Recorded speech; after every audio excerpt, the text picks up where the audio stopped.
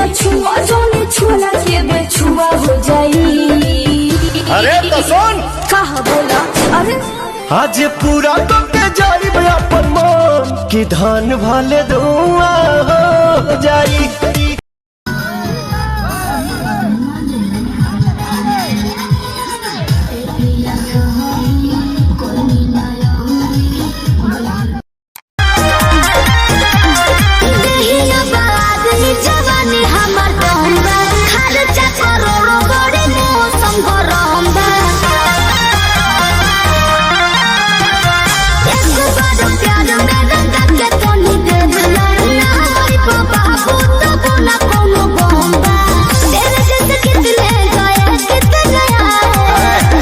भगवान तेरा धंधा, ये क्या बोल रहे हो? भगवान तेरा धंधा भगवान तेरा धंधा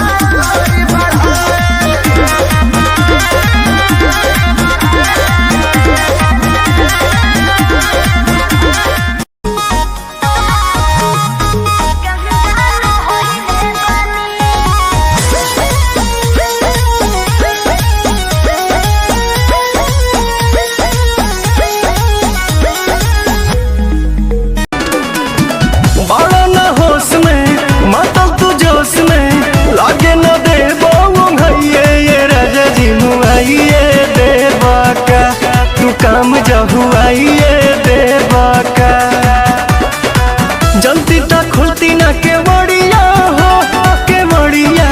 हो कदोनी देख के तू आइला का कइला मीठा मीठा बाते कमरिया हो कदोनी देख के तू आइला का कइला मीठा मीठा बाते कमरिया हो कमरिया असहरा पूरी